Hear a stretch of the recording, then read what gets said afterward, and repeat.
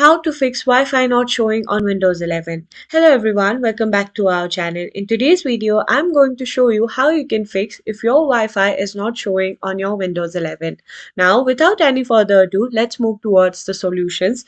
You need to simply go to the search option over here, and once in the search, you need to go and search for services.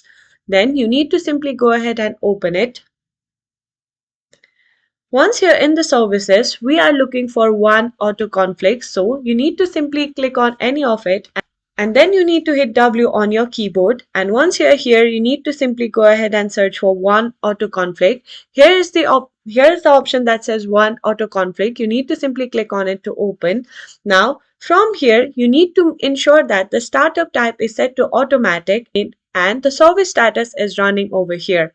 And once you do that, you need to click on OK, and this might help you solve the problem. But if it is not, we need to go to next solution. For the next solution in the search bar, you need to search for device manager. Once you are here, you need to go ahead and click on network adapters, and from here you need to go ahead and find your Wi-Fi adapter. Once you find that, you can see an option that says action. You need to simply click on that, and from here you need to click on scan for hardware changes. This will help you find the errors that persist over here. But if that does not work, you can simply right click on the adapter, and once you are here, you need to simply go ahead and click on uninstall device. And once you have uninstalled the device, you need to restart your computer, and this might help you solve the issue.